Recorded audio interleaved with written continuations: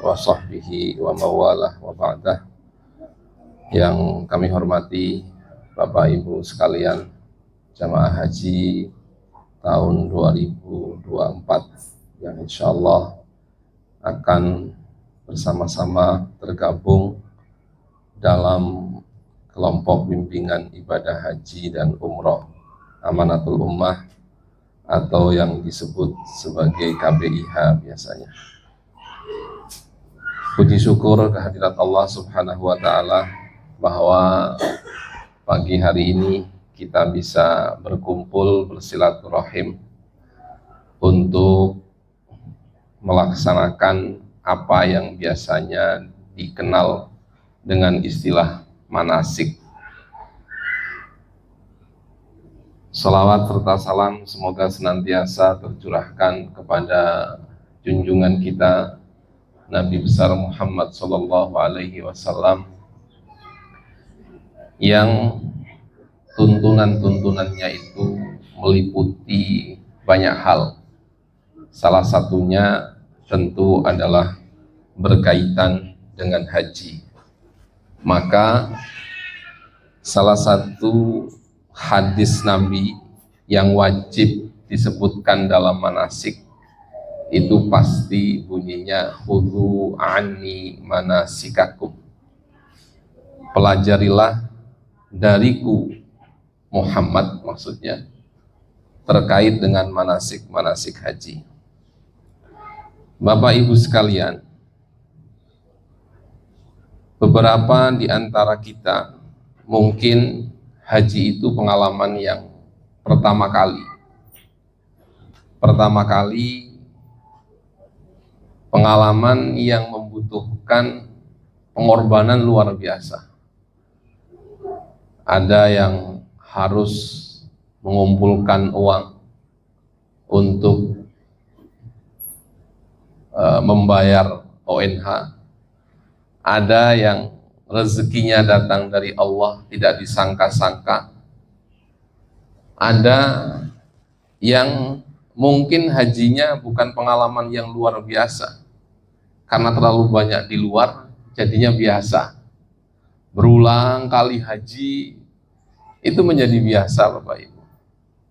Panjenengan 1 kali 2 kali makan nasi kebuli, kesannya luar biasa, enak begitu itu. Tapi kalau berkali-kali nanti panjenengan ya bosen. Atau panjenengan makan rawon bagi orang Surabaya biasa nopo mboten biasa? Biasa.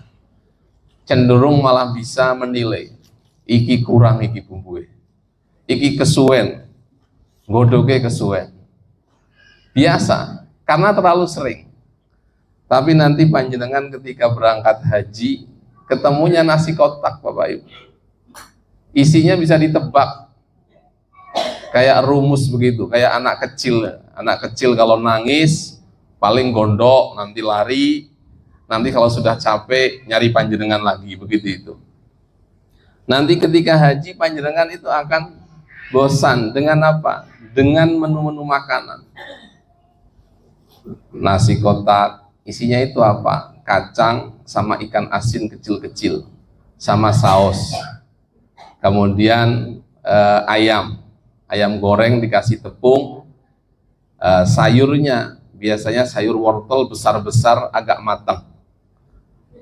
Itu begitu terus. Kemudian nanti ada ayam di bumbu Bali, nanti ada ikan kayak ikan kakap besar, ada tepungnya. Nggak tahu itu digoreng atau direbus, tapi bertepung. Itu. Di saat-saat itulah panjenengan akan merindukan tentang rawon. Iki gitu elek rawon enak iki. Gitu nggih. Nggih. Jadi bagi panjenengan mohon maaf, kalau panjenengan ini adalah momen pertama kali haji, wah deg-degan Bapak Ibu. Manasik saja itu kadang pikirannya macam-macam. Begitu dikasih materi ini, wah kok angeli, Masya Allah. Kata ibadah kok repot. Harus ada manasik, kemudian harus naik ke lantai 2. Nggih, panjenengan yang sepuh-sepuh nyuwun sewu, Ya Allah, apa tidak tahu kondisi lutut saya, kenapa harus manasik di lantai 2? Mboten napa-napa, panjenengan sak menika sambat sambato mboten napa-napa. Mumpung masih bisa sambat menyambat. Nanti saat panjenengan sudah melaksanakan ibadah haji, semua yang panjenengan lakukan di sini itu akan kerasa betul. Panjenengan di sini naik lantai berapa? Lantai 2, kecil saja. Nanti panjenengan berangkat haji, tiba-tiba ada tetangga nitip. Biasanya orang Indonesia nih, tidak tahu bagian mana Indonesianya, mungkin bagian Surabaya. Nitip nopo? Foto laki-laki sama foto perempuan. Tolong taruh di Jabal Rahmah. Naik nopo mboten? Naik, tidak ada liftnya, tidak ada eskalatornya. Tapi karena panjenengan dititipi amanat, ya sudah dibela-belain. Mengkis-mengkis panjenengan sambil pegang boyok ngaten niku. Tapi naik. Jadi apa yang kita lakukan pada hari ini, nanti mungkin berapa bulan lagi, 6 bulan lagi, 7 bulan lagi, semua itu akan berguna bagi panjenengan. Nah, panjenengan merasa berat ini, panjenengan merasa susah ini, sesungguhnya sesuai dengan apa yang terkandung dalam kata haji. Ini yang mana ini?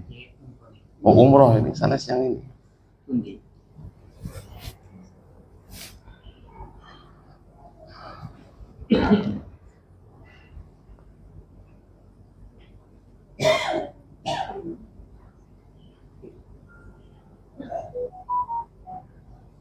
Sudah.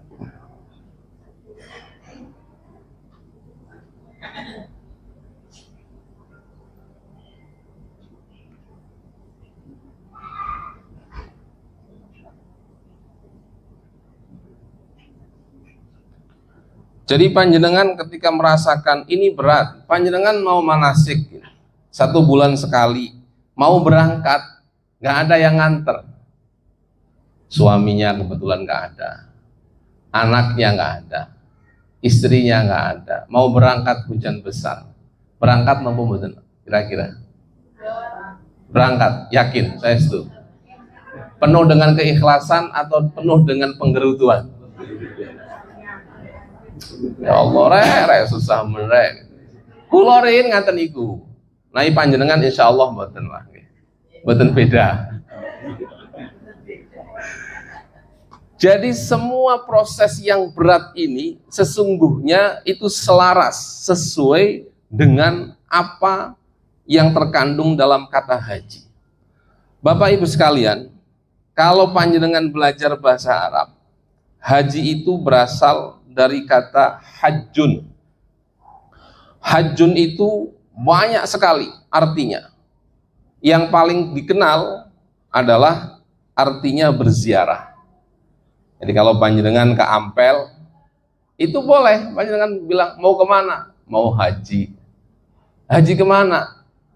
Ke Ampel. Maksudnya adalah berziarah. Kemudian bisa juga artinya haji. Sudah.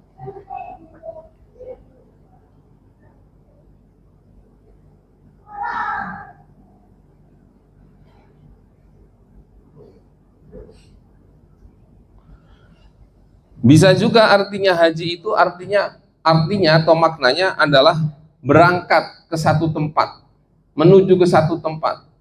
Ibu-ibu setiap pagi berangkat kemana? Ke pasar, ke warung. Panjenengan boleh mengatakan dari sisi kebahasaan, panjenengan boleh mengatakan tekon di teko pasar atau mau kemana? Mau haji. Artinya mau haji itu mau berangkat ke pasar. Mau haji di mana? Haji di pasar. Kemudian yang berikutnya adalah yang paling terakhir, artinya haji, artinya haji adalah kita mengalahkan seseorang dengan cara yang paling meyakinkan.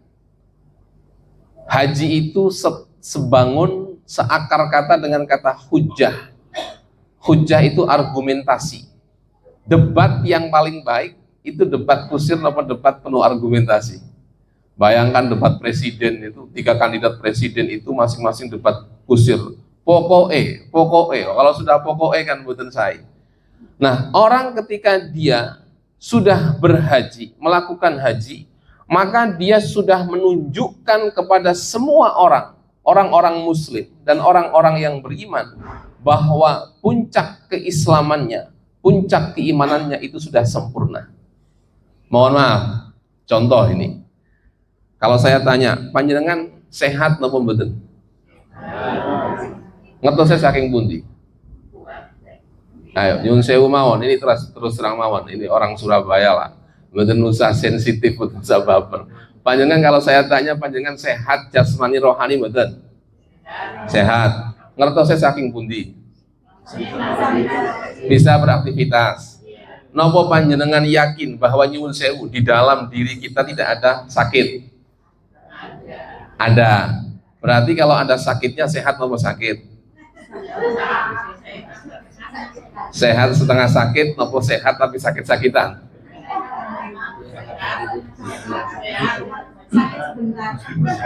Meskipun sakit. Orang kalau dia bilang sehat, kemudian dia menunjukkan hasil labnya bersih sehat, itu artinya dia menyatakan sehat disertai dengan argumentasi. Saged dibantah mboten? Mboten saged dibantah. Panjenengan sama niko saya tanya, sehat apa mboten? Sehat. Besok mau berangkat haji harus tes kesehatan. Pertama, gelombang pertama dicek tensinya. Loh kok 140, nggak bahaya, tay. Kadang nanti alasan, oh saya habis ngangkat barang, nanti tunggu sebentar, turun 130. Kalau usia 40 ke atas normal 130. Ada yang 150. Kadang tensinya normal 120, 130. Begitu dicek di lab, asam auratnya, kolesterolnya tinggi. Sehat apa mboten? Mboten sehat. Nanti sama dokter ditulis itu punya riwayat sakit apa. Panjenengan belum secara sah dan meyakinkan untuk boleh mengakui sebagai orang yang sehat. Kecuali kalau ada labnya, semuanya asam urat, bun, kreatin, segala macam, kolesterol, LDL, HDL, semuanya lengkap, sehat, baru dinyatakan sehat. Itu baru jasmani. Pertanyaan berikutnya, sehat rohani napa mboten? Yo sehat, wong waras normal. Belum tentu ada ukurannya, Bapak Ibu. Saya mohon maaf kalau sombong-sombongan, saya ini sudah pasti sehat jasmani rohani. Kenapa? Jasmaninya itu rutin cek lab, rohaninya karena saya itu dosen. Kalau mau jadi dosen harus ada surat kesehatan jiwa. Panjenengan sampun nate tes kesehatan jiwa? Sampun apa dereng? Dereng. Berarti ada mboten buktinya bahwa panjenengan sehat secara jiwa? Mboten wonten. Kalau saya punya, ada sertifikatnya. Sama panjenengan sadean, panjenengan jualan makanan, ditanya, Pak, Bu nyuwun sewu, halal napa mboten? Jawabnya napa? Halal. Pun dibukti nih? Nggak ada. Kalau saya ragu, boleh napa mboten? Boleh. Contoh lagi yang terakhir. Panjenengan bilang, saya sudah bayar biaya manasik. Dimintai sama Mas Amir, mana bukti transfernya? Nggak percaya ambek aku ta. Jilbaban iki lho. Gawe peci putih iki lho, mosok nggak percaya. Iki lho biasa ning masjid. Tapi nggak ada buktinya. Boleh diragukan apa mboten? Boleh diragukan. Haji itu adalah argumentasi. Haji dinamakan haji karena haji itu adalah argumentasi, adalah dalil bahwa Islam panjenengan, iman panjenengan itu sudah sempurna. Makanya itu berat. Berat Bapak Ibu. Haji itu berat. Kenapa berat? Saking beratnya dalam Islam disebutkan arkanul Islam yang paling terakhir nopo? Rukun Islam yang pertama nopo? Syahadat. Berat nopo ringan? Ringan Bapak Ibu. Ada orang Spanyol itu namanya Adiba Romero. Dia mendengarkan Abdul Basit Abdul Somad, qori terkenal dari Mesir, mendengarkan saja langsung mengucapkan syahadat. Mudah sekali mengucapkan syahadat. Jadi kalau kita kemudian dituduh ada orang bilang, wah kafir iki bid'ah iki musyrik, gampang Pak. Tinggal syahadat, selesai, nggak ada beratnya. Panjenengan butuh berapa untuk mengucapkan syahadat? Butuh berapa ratus ribu? Butuh berapa beras kilo? Berapa kilo beras? Tidak butuh berapapun, mudah. Setelah syahadat nopo? Sholat. Lebih mudah mana syahadat dengan sholat? Syahadat. Sholat itu berat Bapak Ibu. Kalau nggak percaya, coba saja. Siapa yang berangkat ke sini tadi sempat sholat duha? Ada duha. Berapa? 2 rakaat. Ambillah paket minimalis kan nggih? Orang Indonesia itu paling suka paket ekonomis itu. Makanya kalau di warung-warung itu yang laku paket eksekutif atau ekonomis? Ekonomis. Memang karakter kita begitu itu.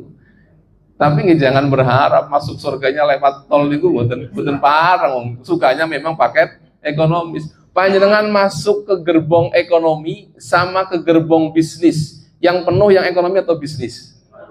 Ekonomi. Kita mengambil ibadahnya yang paket ekonomi. Berarti kalau nanti mau masuk surga, surganya yang kelas panjenengan ingkang ngendika sanes kula.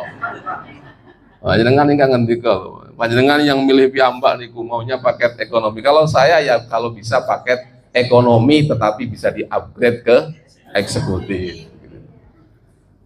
Jadi haji itulah pembuktian. Yang kedua sholat. Berikutnya apa? Zakat. Berat mana sholat sama zakat? Terus sinten. Panjenengan kalau memang berat nopo, berat sholat. Banyak orang masih sholat tapi tidak mau zakat. Sholatnya iya. Giliran zakat, misalkan nyuwun sewu, panjenengan punya bisnis, kewajiban zakat misalkan 200 juta. Ternyata panjenengan punya keuntungan itu 1 M atau 3 M. Setelah di total, zakatnya itu setara dengan harga Innova. Eman nopo gampang nyahyo. Mikir nggih? Sami kali kula berarti. Kita senasib ini, sama-sama ekonomi ini. Berat Bapak Ibu, zakat itu berat. Berat. Bentuk lain dari zakat itu sedekah.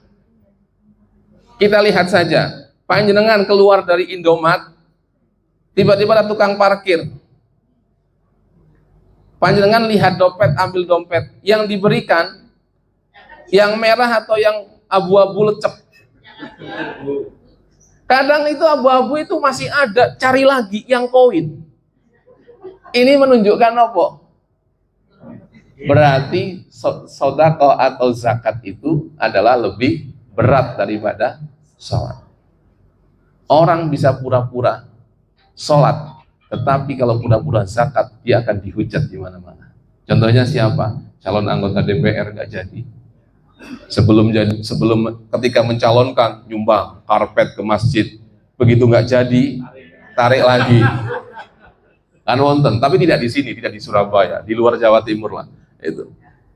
Kemudian setelah zakat nopo berikutnya? Puasa. Puasa berat nopo enteng? Berat nopo enteng? Kalau panjenengan disuruh milih puasa 30 hari, andekan nih, nyuwun sewu nggih, andekan saja. Kula Nabi Muhammad. Kula matur kali panjenengan, Bapak Ibu, panjenengan sak menika angsal diskon saking Allah. Panjenengan kenging mboten puasa tetapi bayar per harinya 100.000 sebagai ganti. Milih pundi? Milih bayar napa milih puasa? Saestu. Karena itu perandaian, kalau betul ada dalam agama, kita tuh pasti milih bayar. Wis tak bayar wani piro wis, oke saja, begitu itu. Jadi lebih baik apa? Lebih baik bayar. Berarti lebih berat mana, puasa dengan zakat? Puasa. Sekarang ada ibadah. Ini kaidah Bapak Ibu dalam agama.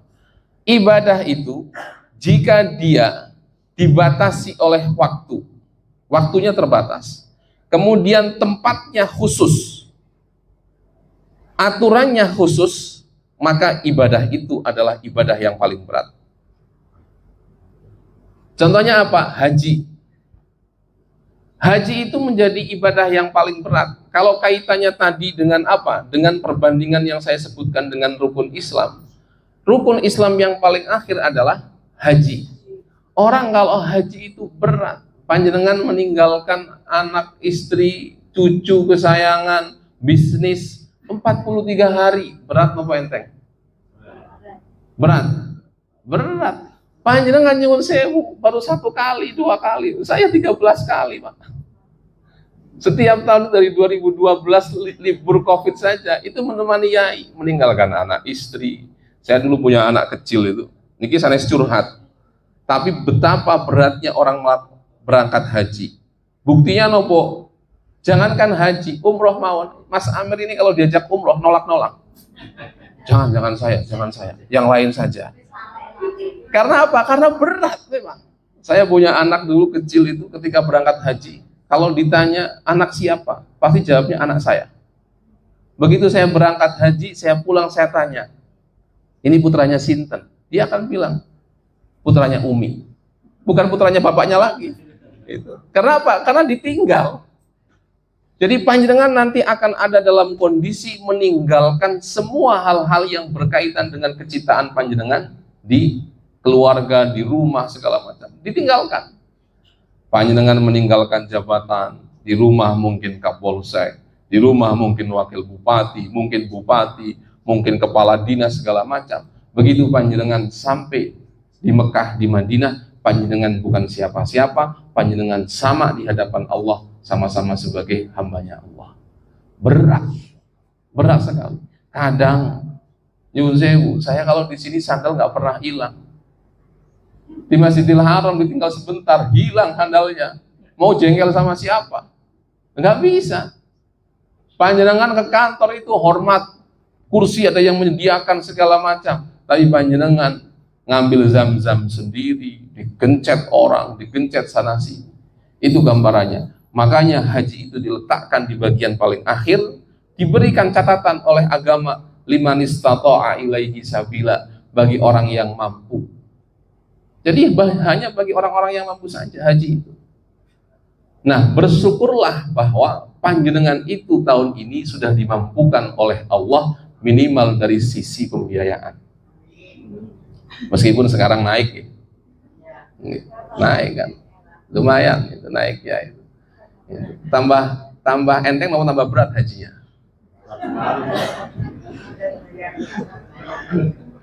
Dulu 50 juta, 25 juta, 35 juta, naik 55 juta, 70 juta. Sekarang 90 bintang?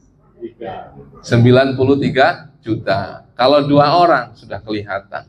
Lebih baik buat beli Avanza, kemudian buat bisnis. Nggih mboten? Nggih, berarti berat apa enteng haji? Berat.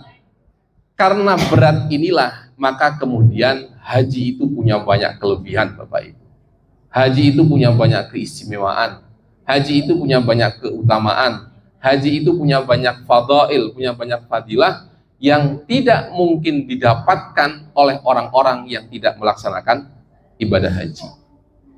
Karena berat, karena punya banyak keistimewaan dan keutamaan, maka sebaiknya kalau kita mau melakukan haji, itu melakukan persiapan yang baik.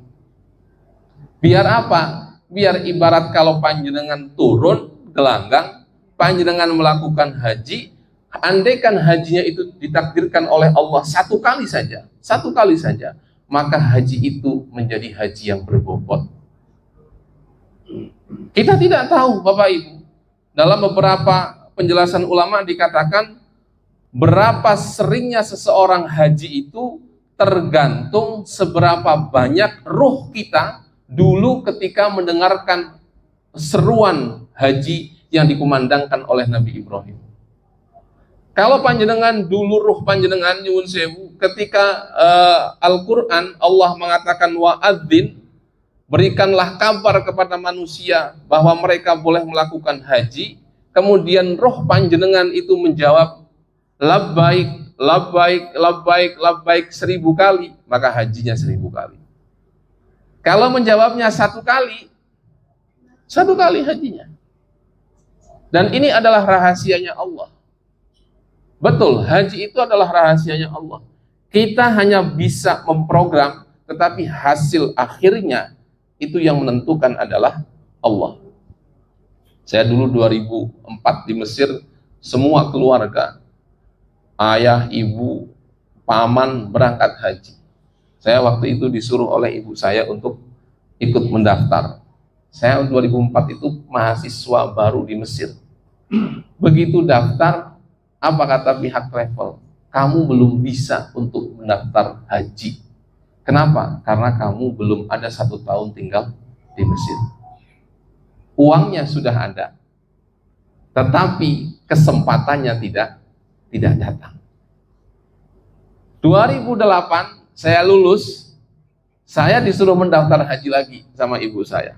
Saya daftar, uangnya sudah ada, kemudian visanya sudah ada, tetapi saya tidak mendapatkan visa Mesir karena saya sudah lulus.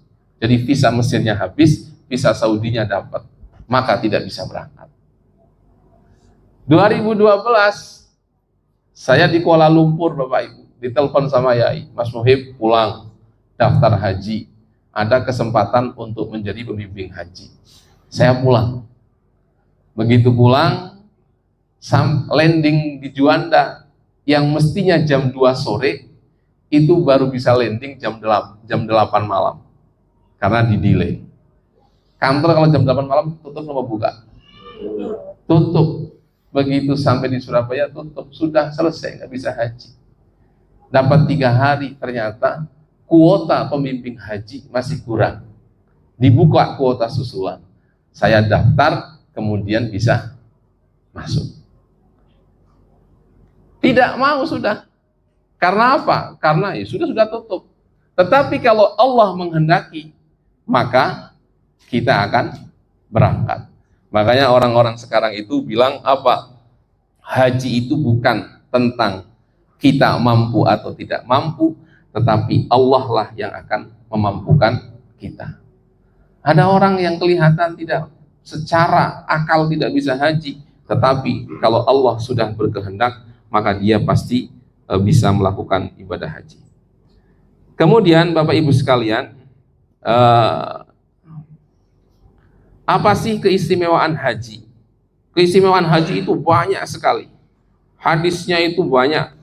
Kalau dijelaskan itu banyak sekali hadisnya.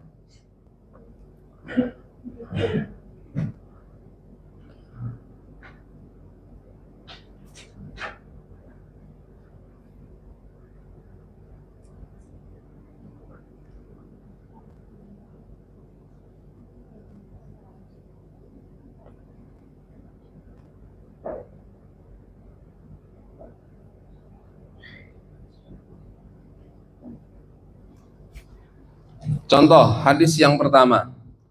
Hadis yang pertama di situ disebutkan bahwa salatun fil masjidil haram afdalu min mi'ati alfi salatin fima siwahu. Orang yang melaksanakan haji, dia akan tinggal di Mekah selama 30 hari atau 31 hari atau 33 hari. Kalau 43 berarti 33 harinya di Mekah. Kemudian yang 10 harinya itu di Madinah. Apa pahala yang bisa kita dapatkan saat kita tinggal selama 33 hari di Mekah? Salah satu pahala yang bisa kita dapatkan sewaktu menjadi jamaah haji adalah sholat kita di Masjidil Haram. Itu nilainya, pahalanya adalah 100.000 kali lipat. Panjangan nanti sholat jenazah 100.000 kali. Pernah dereng? Saya kira dari lahir sampai meninggal itu belum sempat, saya kira. Tapi panjenengan setiap habis sholat jamaah fardu di Masjidil Haram itu pasti ada sholat jenazah. Panjenengan sholat sekali saja itu setara dengan 100.000 kali. Panjenengan nanti mau hasbunallah wa ni'mal wakil 100.000 satu kali tempat. Pernah dereng? Nggak kebayang kan, 100 saja. Kalau 450 itu sekitar seperempat jam lah. Kalau pelan itu 20 menit. Kalau 100.000 berarti kira-kira berapa menit? Banyak menit lah pokoknya. Enggak. Sampai jatuh tasbihnya. Kadang-kadang butuh tasbih mawon. Saat tiang-tiangnya nggih melu. Jadi bayangkan begitu istimewanya. Andaikan kita misalkan di situ pikir 400, kalau kita baca 4 ya 400.000 pahalanya. Kita panjenengan sedekah 400 juta pernah dereng? Dikalkulasi, digabung anak cucu semuanya pernah dereng? Dereng. Panjenengan di sana sedekah 4 juta. Panjenengan sedekah 400.000, 100.000, itu nilainya dilipat gandakan oleh Allah. Yang paling asik lagi, yang paling menarik, ini kan di masjidnya saja. Beberapa ulama seperti Imam Nawawi, pengarang kitab Al-Arba'in An-Nawawiyah, mengatakan bukan hanya di Masjidil Haram tempat dilipat gandakan pahala, tetapi justru berlaku untuk tanah haram, yaitu kota Mekah. Panjenengan nongkrong di hotel, yang putra-putra ini yang laki-laki biasanya bapak-bapak, kalau sudah suntuk yang rokok itu sambil ngerokok gitu.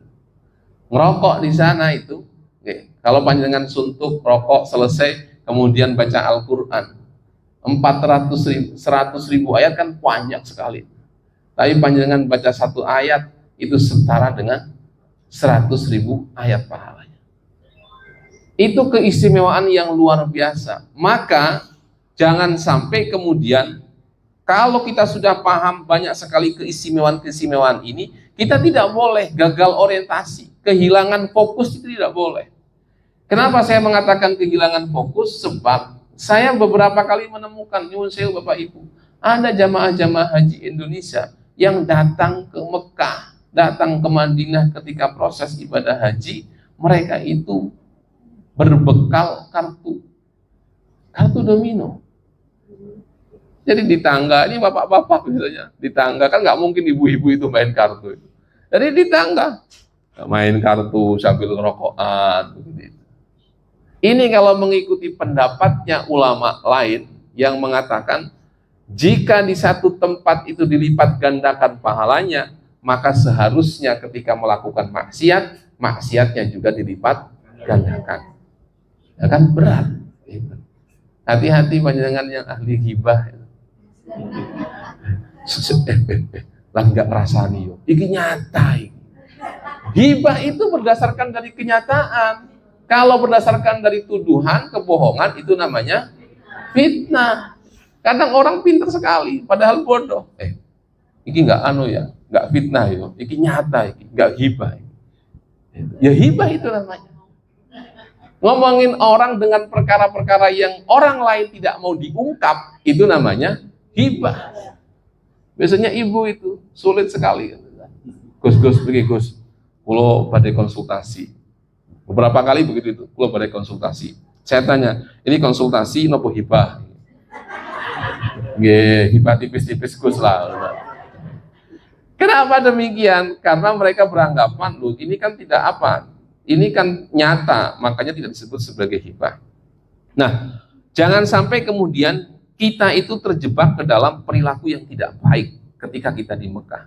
33 hari itu membosankan Bapak Ibu. Panjenengan dari sini, mohon maaf nyuwun sewu lah.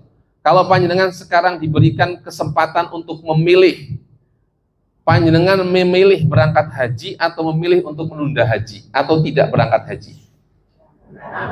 Berangkat haji. Panjenengan antrinya berapa tahun? 13 tahun, masih enteng. Istri saya kemarin karena takut porsinya dipakai, karena masih punya beberapa porsi, takut mau berangkat sebelum ketahuan, itu daftar haji. Daftar haji per minggu, 2 minggu yang lalu, itu masa tunggunya sekitar 30 tahun kalau nggak salah. Kalau di Malaysia itu bukan 30 tahun Bapak Ibu, 60 tahun. Jadi ada bayi daftar, kemudian meninggal, baru hidup lagi, dia baru berangkat. Kalau usianya tidak sampai 60 tahun. Jadi kalau sekarang panjenengan ditanya, panjenengan kalau diberikan kebebasan untuk memilih, mau berangkat haji sekarang atau ditunda atau tidak berangkat haji? Kalau panjenengan memilih untuk berangkat sekarang, maka berarti panjenengan harus punya komitmen akan memanfaatkan waktu sebaik-baiknya. Kalau panjenengan nggak mau, sudah saya nggak mau haji sekarang, saya aslinya juga nggak niat, ya sudah, tidak usah, daripada panjenengan nanti di sana menyia-nyiakan waktu. Kenapa? Karena 100.000 pahalanya panjenengan. Panjenengan menolong orang, ada sedekah. Panjenengan kalau ada pengemis nyuwun sewu, diparingi pinten? 700.000 nopo? 500.000? 1.000 kayak. Saya beberapa kali ini cerita itu, emang kadang sulit juga. Beberapa kali itu ada pengemis begitu, pernah datang hujan-hujan habis asar, itu ibu-ibu bawa anak.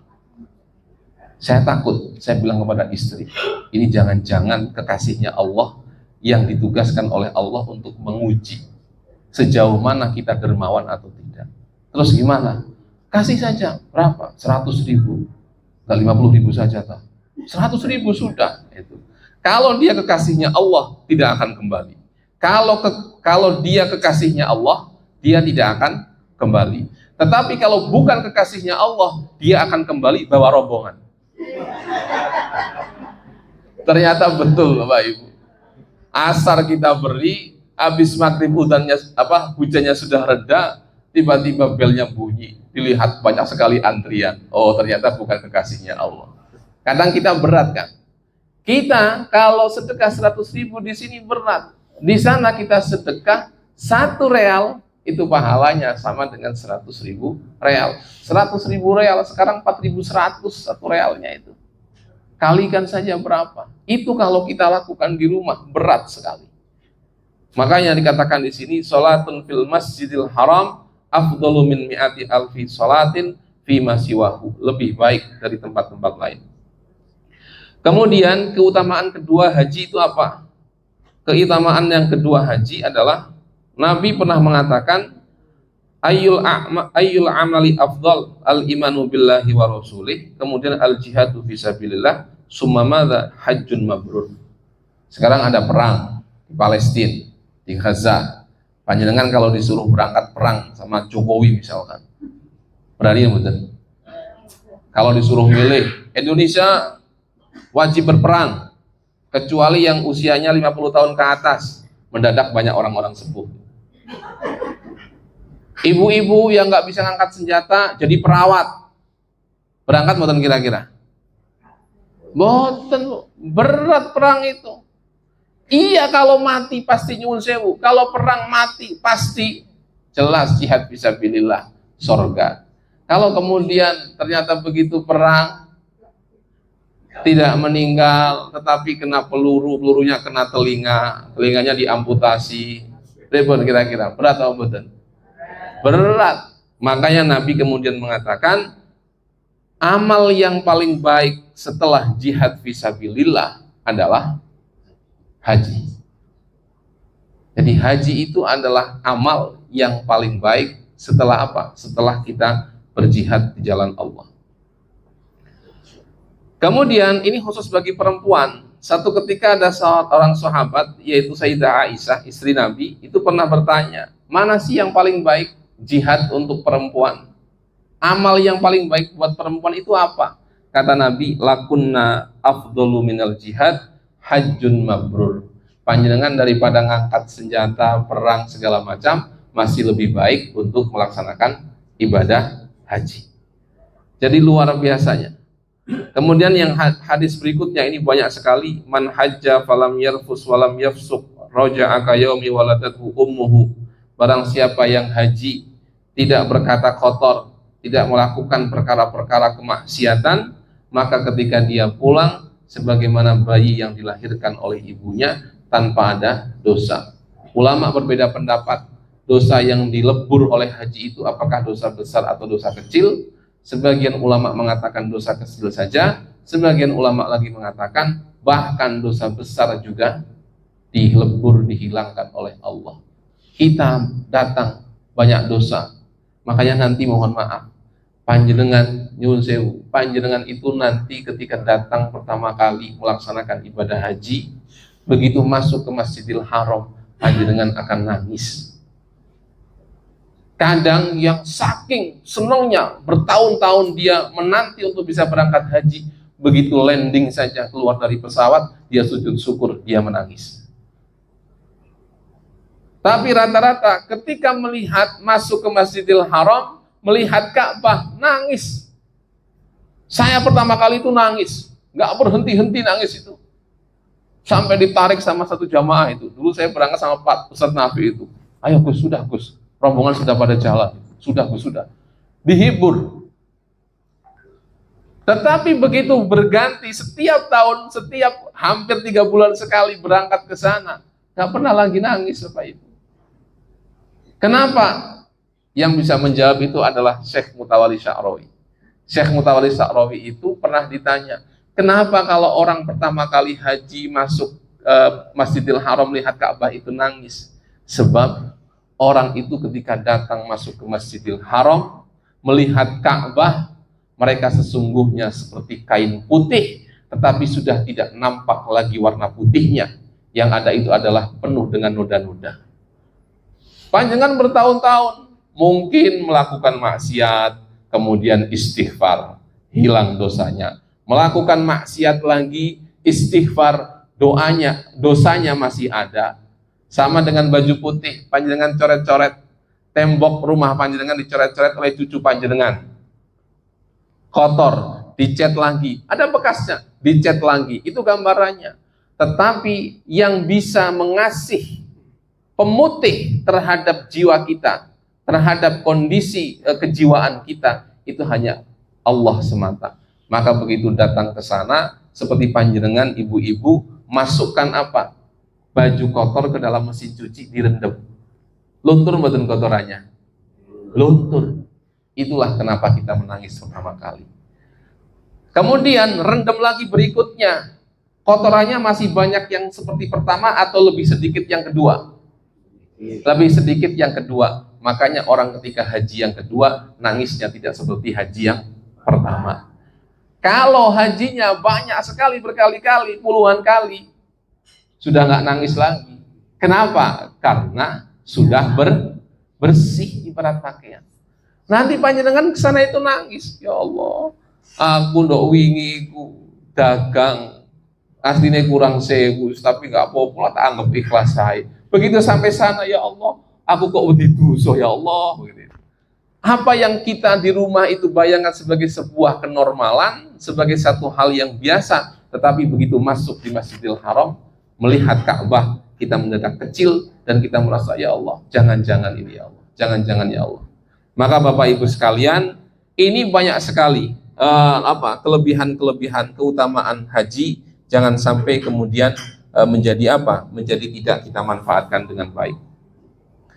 Hadis berikutnya Bapak Ibu sekalian, itu redaksinya berbunyi al-umratu ilal umrati kaffaratun lima bainahuma wal hajrul mabrur laisa lahu jazaa'un illal jannah.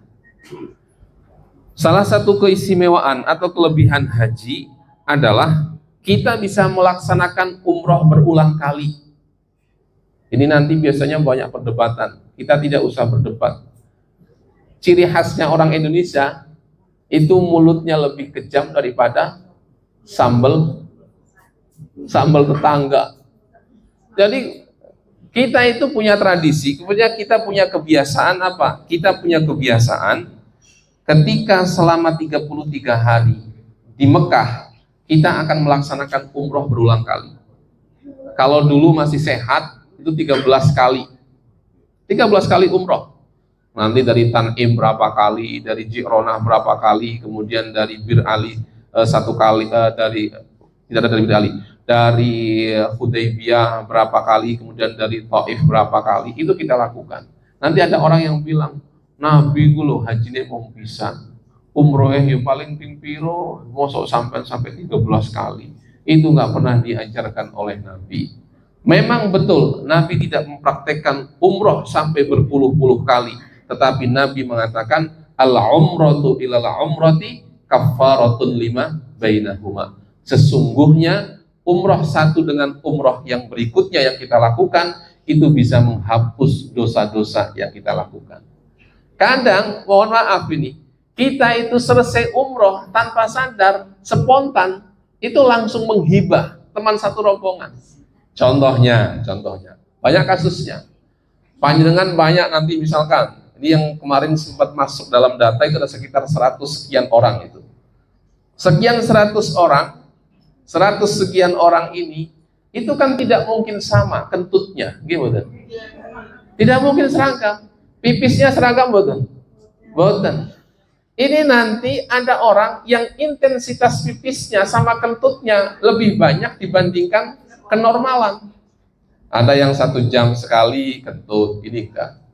Jadi ketika waktunya mau tawaf, monggo kumpul sedanten, sampun. Begitu mau berangkat, Gus, ada 1 orang kentut lagi, mohon ditunggu untuk wudhu. Selesai, panjenengan masih bisa ngempet. Begitu selesai tawaf, sa'i, selesai tahallul, nanti tiba-tiba ada yang bilang, oh, wong itu ketinggalan. Oh iya, itu mau ngentutan itu loh. Memang iya ketinggalan biasa itu. Wes babano, wes tinggalai. Itu loh baru nopo, baru umroh. Kita sudah sibuk menggosipkan orang satu rombongan.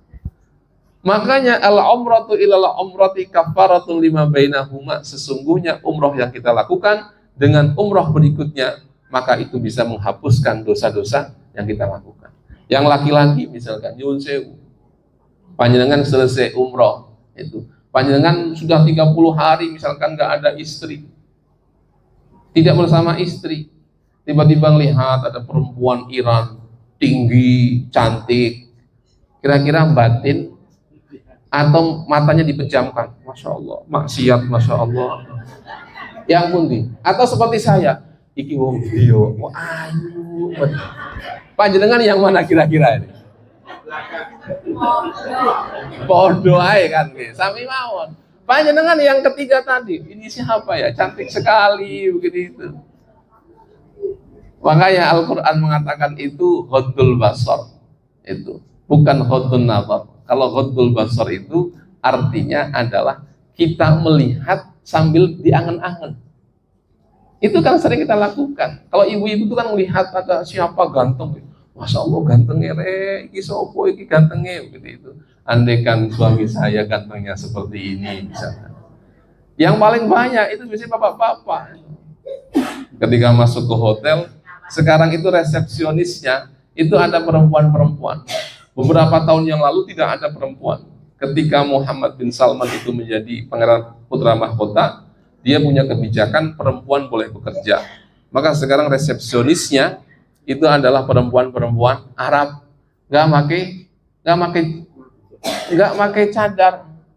Kalau pakai kerudung, itu kerudung model-model Syahrini, kelihatan rambutnya begini ini. Baunya wangi sekali itu. Ada satu jamaah umroh, Gus, kunci saya rusak. Oh, panjenengan bilang ke resepsionis. Pakai bahasa apa? Arab bisa, Inggris bisa. Begitu turun, naik lagi. Kenapa? Gus nggak kuat, Gus. Wahyu nepol, Gus. Lu kok ngertos menawi ayu? Iyo tak sawang terus kok. Jadi di resepsionis itu hanya lihat saja. Masya Allah, nggak kuat, naik ke atas lagi. Nah, itu kan maksiat. Itu kan maksiat. Yang bisa menghilangkan apa? Salah satu yang bisa menghilangkan adalah kita melakukan umroh. Makanya bersyukur nanti kalau umrohnya banyak sekali. Bagi yang mampu, tapi kalau panjenengan tidak mampu, misalkan lututnya sudah Masya Allah misalkan, ya nggak apa-apa semampunya, 1 kali. Kalau panjenengan mohon maaf harus dengan kursi roda, ya panjenengan siapkan dengan kursi rodanya.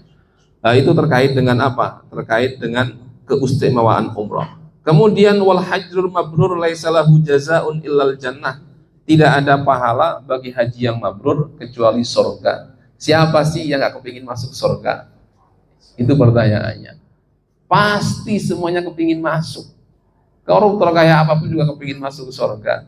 salah satu akses yang paling cepat, tadi kan pilihannya ekonomis. Nah, ini ekonomisnya di-upgrade biar menjadi eksekutif. Apa cara mengupgrade-nya? Yaitu dengan melakukan ibadah haji.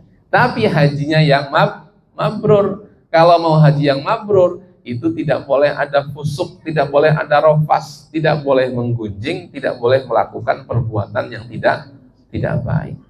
Apa ada? Kenapa Nabi sampai mengatakan begini? Apa ada kasusnya? Banyak, Bapak Ibu.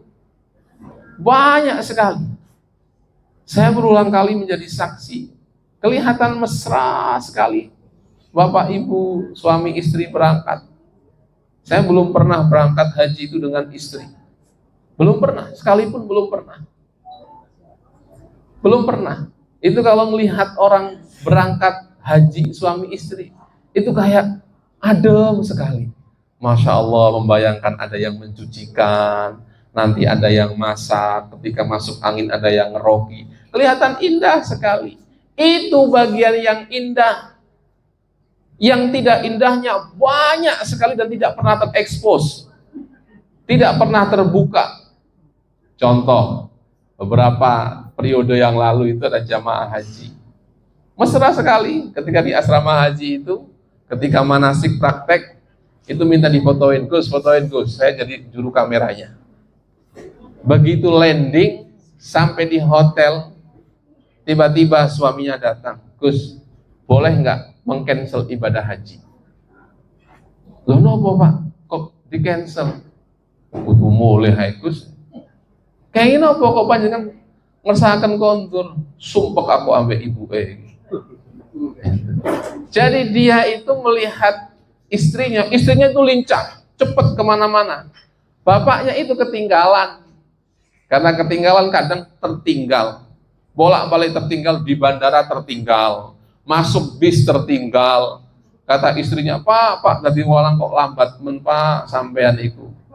Akhirnya kata ayah, kata suaminya, saya kepingin pulang saja Gus. Lah enak haji lah, kapok saya. Lu mboten parang Pak, kapok.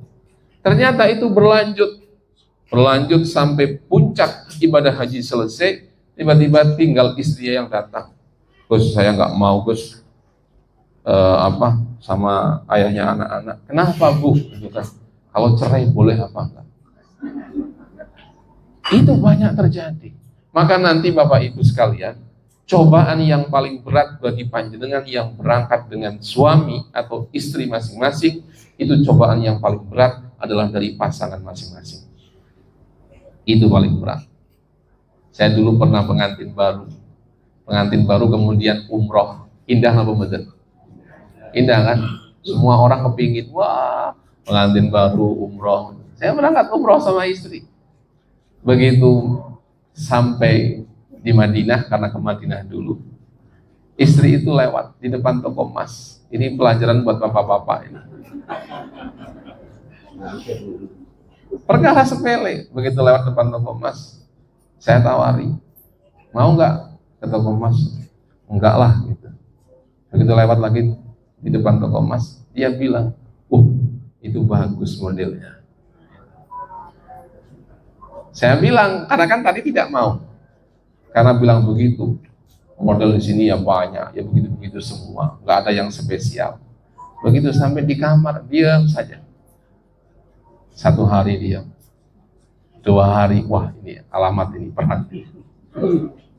Kemudian, karena mohon maaf ibu-ibu, memang suami itu tidak peka, tidak dilatih untuk menerjemahkan konsep-konsep begitu itu. Jadi harus todong. Jangan dengan bahasa sindiran, nggak paham. Suami panjenengan nggak akan paham. Kalau panjenengan ngersaaken emas, dia bilang saja, saya butuh emas 50 kilo. Tidak usah bilang, wah kayaknya emas itu bagus, itu prospek buat bisnis. Boten paham, boten. Tidak bisa dikode-kode itu suami-suami itu. Tidak tahu kalau panjenengan. Kalau saya kadang-kadang nggak paham begitu itu. Akhirnya karena saya paham, saya kemudian keluar. Saya beli yang ditunjuk itu. Oh itu yang bagus. Saya cari, ketemu, saya beli. Sudah dibeli, mestinya alhamdulillah dong kan? Alhamdulillah betul. Mestinya akan bersyukur. Begitu saya bawa, saya kasihkan, ternyata ukurannya kebesaran. Kata istri saya, memang jenengan itu nggak paham perasaan istri. Memang suami itu nggak bisa paham begitu itu. Tidak bisa dikode-kode, harus ditunjuk, dicolong meripatnya begitu itu. Saya kepingin ini gitu. Itu gambaran apa? Gambaran bahwa haji yang mabrur itu adalah merupakan pahalanya adalah merupakan surga. Kemudian Bapak Ibu sekalian, berikutnya adalah ma min yaumin aksar min ayataqallahu fihi amdan minan nar mi yaumi arafah wa innahu la yanmu summa yubahi bihim al malaika fayaqulu ma arada haula. Hadis ini menggambarkan bahwa dulu ketika Allah menciptakan Nabi Adam, itu kan dikomplain oleh malaikat. Kenapa malaikat komplain? Sebab dalam bayangan malaikat, keturunan Nabi Adam ini hanya bisa merusak bumi. Hanya bisa merusak bumi, tidak ada baik-baiknya. Maka saat pelaksanaan ibadah haji, semua jamaah haji di Arafah duduk dalam kondisi yang panas, berkeringat, capek, segala macam. Kata Allah kepada malaikat, lihat, orang-orang yang kamu anggap dulu sebagai orang-orang yang tidak bisa punya bakti dan kebaikan, hari ini mereka semuanya datang untuk menyembah kepadaku, dan mereka itulah yang akan saya bebaskan dari api neraka. Jadi panjenengan nanti ketika di Arafah itu adalah momen di mana oleh Allah diabsen. Oh ini nih, surga semua nih, surga semua, surga semua, surga semua, masukkan ke surga. Makanya panjenengan nanti ketika di Arafah kita betul-betul murni untuk ibadah. Sampai ada yang tidak mau nyalain handphone, sampai tidak ada yang mau keluar segala macam, karena di saat itulah Allah membanggakan keberadaan kita semua di hadapan malaikat, dan kata Allah, sekarang saya bebaskan semua dari api neraka. Artinya berarti kita dimasukkan ke dalam surga. Itu keutamaan dari haji.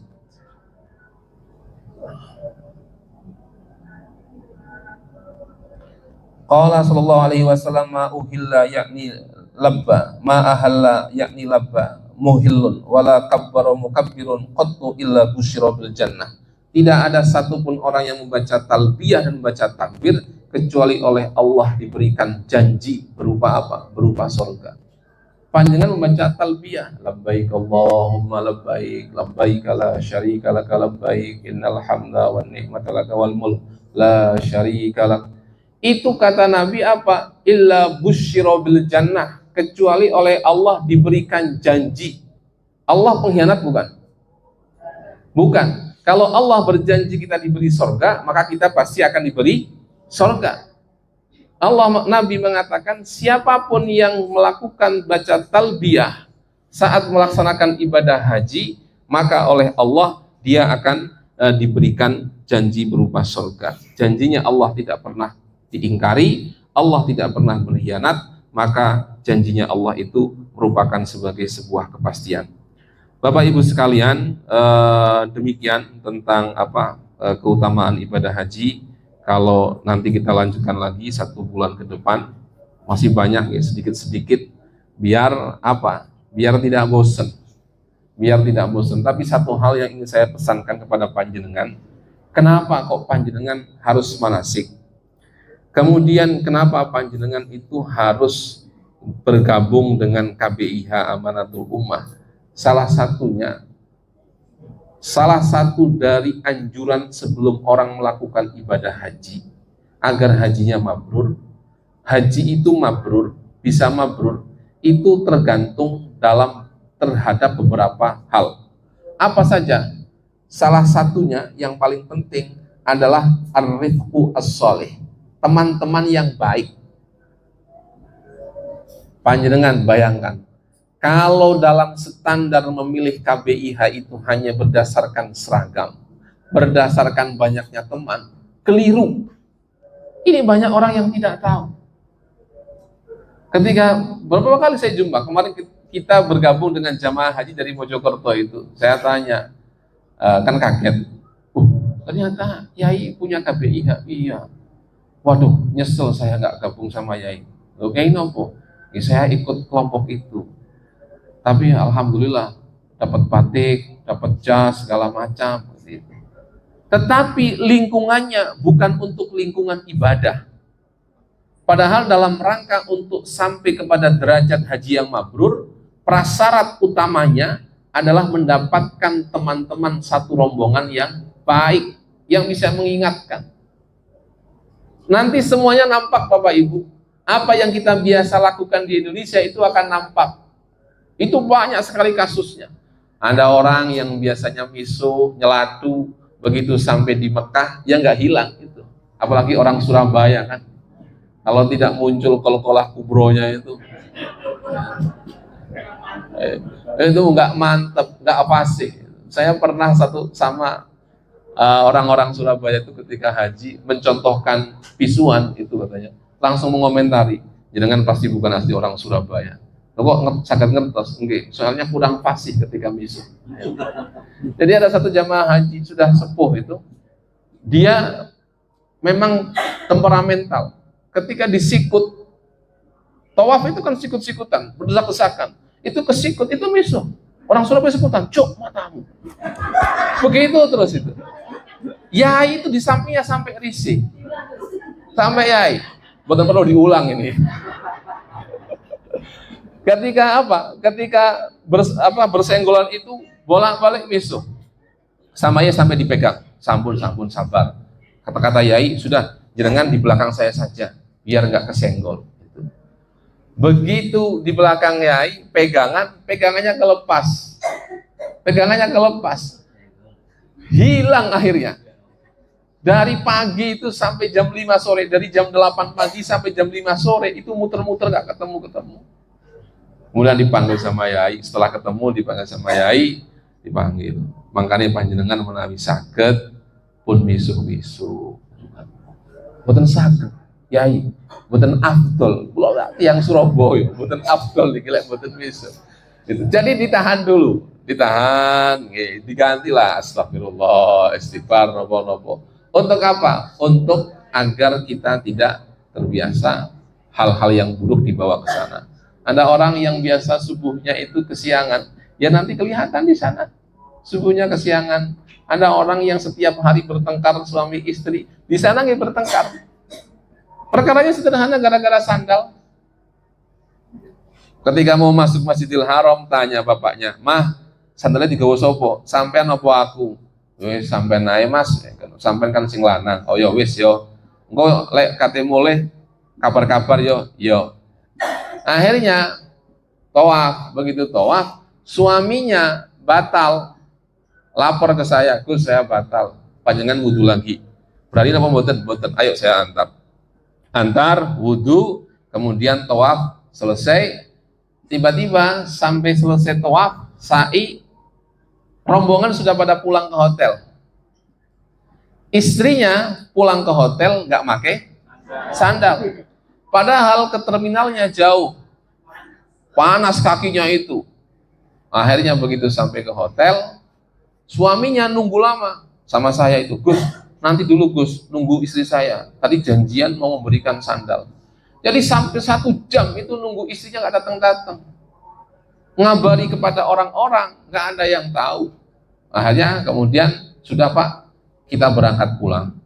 Nanti kalau ternyata bisa dihubungi istri panjenengan masih di Masjidil Haram, saya jemput." "Oke Bun." Berangkat pulang, nenteng. Begitu sampai lobi hotel, apa kata suaminya? "Sampean iku mah ninggal awakku." Kata istrinya, "Yo enggak sampean enggak tanggung jawab itu." Perkara sandal itu bisa ribut begitu itu. Jadi saya tanya, panjenengan kalau di rumah itu pernah ribut enggak? Kata suaminya, "Saya ini banyak tertekan Gus sama istri saya." Jadi apa yang biasa dilakukan di sini itu nanti akan muncul di sana. Makanya kita hati-hati. Saya kira demikian Bapak Ibu sekalian. Kalau panjenengan ada yang mau ditanyakan, mau dibagikan, monggo untuk menambah bekal dan pengalaman kita semua. Monggo kalau ada yang mau tanyakan.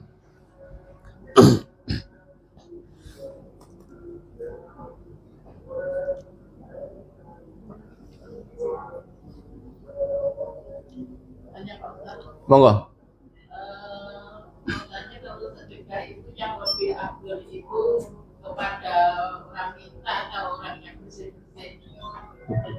Biasanya kita kan ngasih uang itu kan orang yang nyapu, Yeah. itu yang lebih baik itu orang yang minta jualan berjajar-jajar itu apa yang bersih-bersih itu yang lebih afdal yang mana? Yeah, baik. Ini banyak ditanyakan ya. Kita kalau kita sedekah di Mekah itu bagaimana? Orang Mekah itu ada yang bilang orang kan kaya-kaya, di mana-mana ada mobil, ngasihnya kemana biar nggak salah sasaran. Dulu itu ada, Bu, zaman Nabi itu hadisnya sahih itu. Kalau tidak Bukhari Muslim saya lupa. Dulu itu ada seorang laki-laki, dia kepingin banget sedekah, sedekahnya itu sebagai bentuk rasa syukur dan sebagai bentuk untuk menolak musibah dan bala. Hanya dia ngumpulkan, biasanya dia sedekah 100.000, 200.000. Orang ini kepinginnya, ini hidup pada masa Nabi, orang ini kepingin sedekah tidak 100.000. Seperti panjenengan kan biasanya sedekah, kalau bapak-bapak kalau hari Jumat ada kotak amal lewat, dilewatkan atau di stop, Pak? Di stop untuk dilewatkan lagi. Jadi kepinginnya tidak 100.000, tapi berapa yang banyak? Hanya ngumpulkan duit dapat 1 juta. Dapat 1 juta, dia nyari siapa yang kira-kira layak untuk mendapatkan sedekah 1 juta ini. Kalau istilah sekarang di profiling. Oh, ini wajahnya meyakinkan kemiskinan. Oh, ini bajunya lusuh, kumuh segala macam. Akhirnya dikasihkan. Kemudian dia cerita kepada istri, Bu, uang 1 juta sudah saya sedekahkan. Kepada siapa, Mas? Ada orang, ciri-cirinya begini. Oh ya, cocok, itu kayaknya orang miskin. Kata istrinya begitu itu. Namanya perempuan, kalau dapat nikmat kan mesti kepingin cerita nih. Keluar ke warung, cerita kepada tetangganya, suami saya habis sedekah. Sedekah berapa? 1 juta. Hebat. Ke siapa? Ke orang miskin lah. Kayak apa orangnya? Diceritakan profilnya, ciri-cirinya diceritakan. Apa kata orang-orang tetangganya? Loh, itu bukan orang miskin. Loh, itu siapa? Itu pencuri itu. Jadi orang yang disangkanya sebagai orang miskin, ternyata dia adalah pencuri yang sudah berhari-hari nggak dapat mangsa. Jadi wajahnya lusuh, segala macam kumus-kumus karena belum berhasil nyuri. Ketemu orang itu dikasih sedekah 1 juta. Kalau panjenengan dalam posisi begini, menyesal atau alhamdulillah? Menyesal. Sama, Bu. Orang yang dalam gambaran hadis itu juga menyesal. Karena menyesal, kata istrinya, sampean Mas, timbang bagi sodakohai nggak iso. Kata suaminya, oke, besok saya kumpulkan lebih banyak, saya sedekah lagi. Ngumpulkan lagi, dapat 2 juta. Buat siapa? Mau disedekahkan, cari lagi, tungguin, ketemu orang, wah pas kayaknya, kasihkan 2 juta. Ceritakan ke tetangga-tetangga, apa kata tetangga? Keliru iku lu ahli medok iku. Ahli main perempuan, keliru panjenengan. Sedihnya luar biasa, janji lagi, saya harus kasihkan kepada orang yang tepat. Besok lagi, ngumpulin uang, dapat 3 juta, ketemu orang yang dianggap miskin sekali. Pakai celana pendek, robek-robek, sandal jepit, segala macam, dikasihkan 3 juta, lalu cerita ke tetangga, kata tetangga apa? Keliru itu. Lo kok keliru? Iku lo pengusaha tuan tanah itu. Sedih sekali, karena sedihnya kemudian cerita ke Nabi. Apa kata Nabi? Tenang, semua sedekahmu itu sesungguhnya diterima oleh Allah dan ada mengandung hikmah. Hikmahnya apa? Pencuri pertama yang dapat sedekah, gara-gara dapat sedekahan, dia taubat. Dia sedang mencari sasaran, tiba-tiba dapat sedekah, dia merasa malu, ya Allah, saya niatnya jelek saja itu sama panjenengan masih diberi rezeki. Yang kedua, ahli perempuan sama. Dia tadinya sedang menimbang-nimbang mau milih yang kayak apa. Ketika dapat itu, dia merasa saya tidak berhak untuk mendapatkan sedekah ini. Tetapi orang itu tulus menyerahkan kepada saya. Maka saya terima dan saya berjanji adalah saat itu adalah zina terakhir saya. Taubat. Gara-gara nopo? Sedekah yang salah sasaran. Yang terakhir hikmahnya apa wong orang kaya? Ternyata orang kaya itu adalah orang kaya yang tidak pernah sedekah. Pelit kikir, begitu dapat sedekah 3 juta, ya Allah, aku kok disindir, sing nyindir iki mesti Allah. Ya wis, sejak saat itu orang kaya itu menjadi ahli sedekah. Jadi siapapun nanti yang panjenengan mau beri sedekah, itu ya monggo saja. Saya pernah Bapak Ibu di Madinah ada orang Afghanistan. Dia bilang, haji, miskin. Gini, biasanya mereka itu sudah bisa sawi to'am. Saya nggak punya makan, minta makan begitu. Terus dia mengeluarkan uang apa? Uang Afghanistan, banyak sekali, segepok gitu. Dia hanya minta diganti dengan uang 200 real. Saya mikir kecil sekali 200 real. Saya kasihkan, diganti dengan uang segepok uang Afghanistan. Begitu selesai keluar, saya bilang kepada teman-teman jamaah, ini ada uang Afghanistan, ayo kita tuker ke money changer. Begitu ke money changer, uang itu sudah gak laku. Coba, nyesel modern? Nyesel, sama saya juga nyesel. Tapi gara-gara baca hadis itu, sudah, pasti ada hikmahnya. Mudah-mudahan dia itu kemudian tidak terus-menerus. Jadi panjenengan mau ngasih kepada penjaga, tukang kebersihan, orang-orang di pinggir jalan, atau bahkan keliru, ya nggak apa-apa keliru. Ternyata yang panjenengan kasih, ternyata pangeran Arab Saudi misalkan. Ya betul nopo-nopo.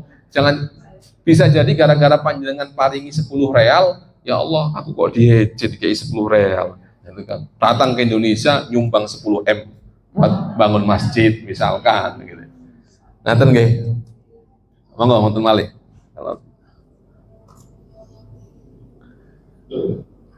Jadi Bapak Ibu sekalian, saya kira cukup nggih.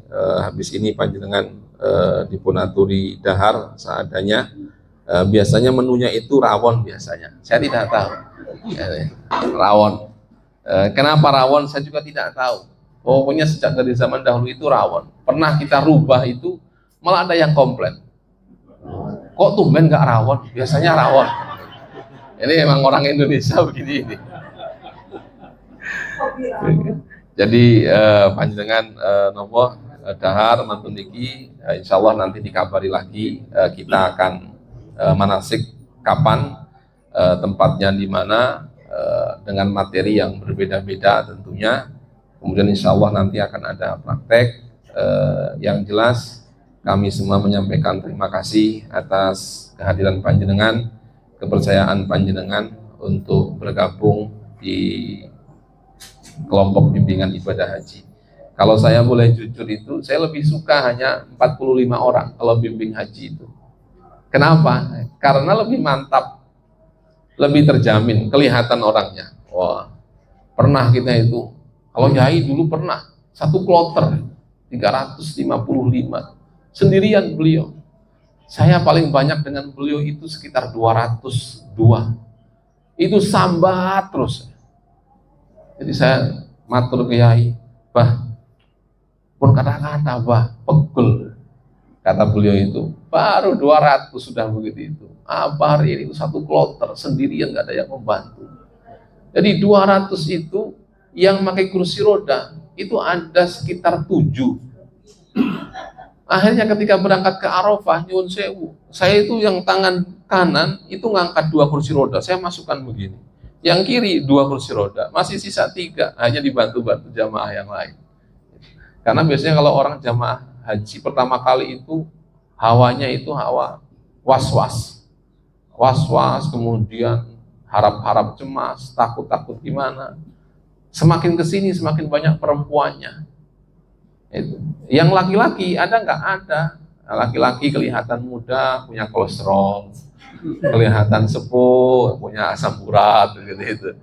Makanya saran saya, mumpung ini masih lama, ini pengalaman, tidak bermaksud menggurui.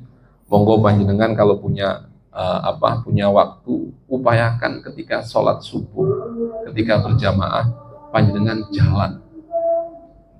Berangkatnya ambil jalan yang memutar, pulangnya jalan yang pendek. Karena semua nanti di sana itu jalan kaki. Panjenengan punya uang banyak, bisa beli kursi roda, bisa bayar yang dorong. Tapi ada saat-saat di mana panjenengan harus jalan.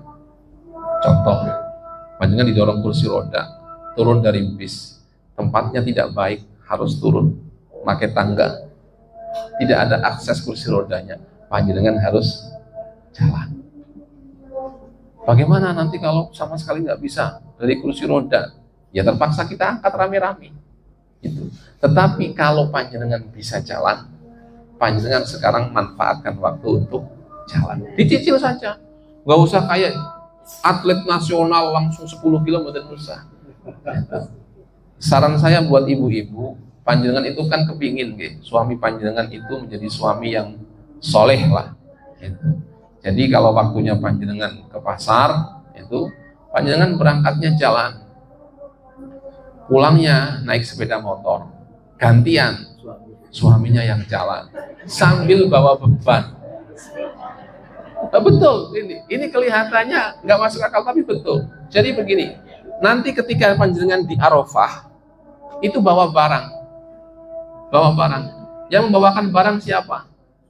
Suami kalau ada suaminya. Makanya dilatih kalau berangkat ke pasar bawa motor, istrinya yang jalan. Begitu dapat belanjaan banyak, pulangnya panjenengan ibu-ibu naik motor, suaminya jalan bawa beban.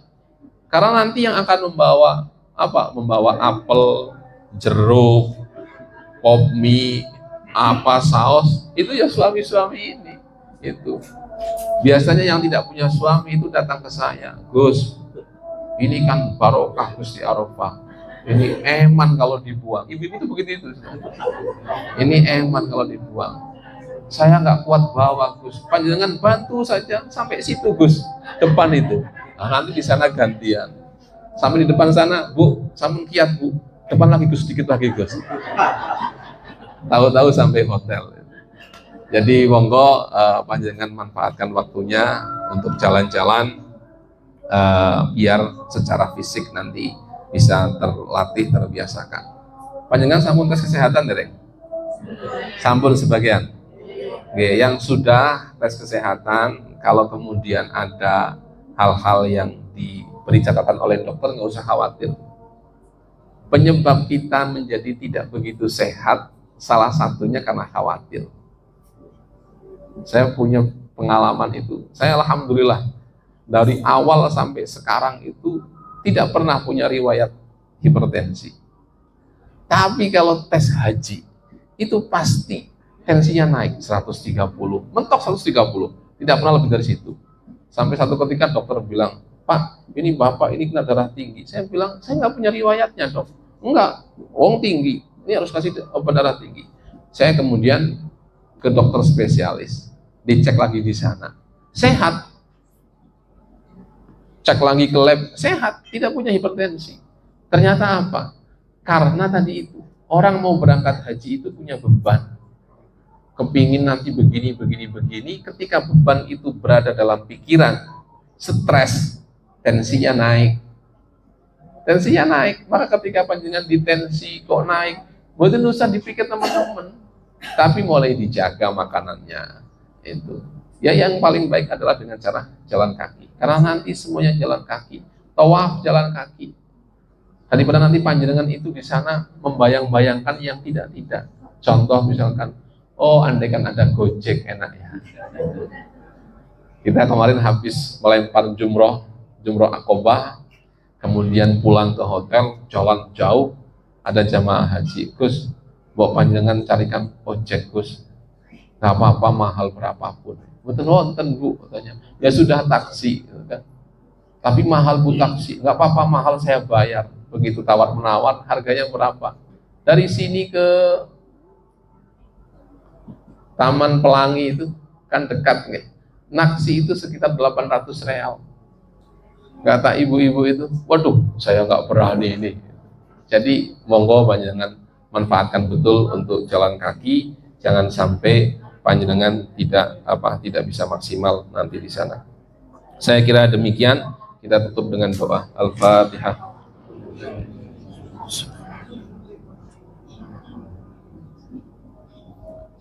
Bismillahirrahmanirrahim. Alhamdulillahirabbil alamin. Hamdan yuwaffi ni'amahu wa yukafi'u mazidah. Ya Rabbana lakal hamdu kama yanbaghi li jalali wa 'azimi sultanik. Allahumma shalli wa sallim ala sayyidina Muhammad. Allahumma yassir lana jami'a maqasidina wa yassir lana kulla umurina waqdi jami'a hawaijina waqdi 'anna dhunubana wa jib da'watina bi fadlika wa rahmatika ya arhamar rahimin. Allahumma inna nas'aluka al-'afwa wal 'afiyah was salama wal mu'afata at-tammah ad-da'imah fi dinina wa dunyana wa ahlina wa malina. Allahumma astur 'awratina wa amin rawatina. Allahumma fadna min bayni aydina min khalfina wa 'an yaminina wa 'an shimalina wa fawqina wa na'udzu bika an nughtala min tahtina. Allahumma nas'aluka khaira hadzal yawmi fathahu wa nasrahu wa nurahu wa barakatahu wa hudahu. Allahumma nas'aluka khaira hadzal yawmi wa khaira ma fihi wa khaira ma qablahu wa khaira ma ba'dahu. Wa na'udzu bika min syarri hadzal yawmi wa syarri ma fihi wa syarri ma qablahu wa syarri ma ba'dahu. Allahumma hassil lana jami'a maqasidina wa yassir lana kulla umurina waqdi jami'a hawaijina waqdi 'anna dhuyunana wajib da'watina bi fadlika wa rahmatika ya arhamar rahimin. Rabbana taqabbal minna innaka antas samiul alim wa tub 'alaina innaka antat tawwabur rahim. Wa sallallahu ala sayyidina Muhammadin wa ala alihi wa sahbihi wasallam. Walhamdulillahi rabbil alamin. Bismillahil Fatihah.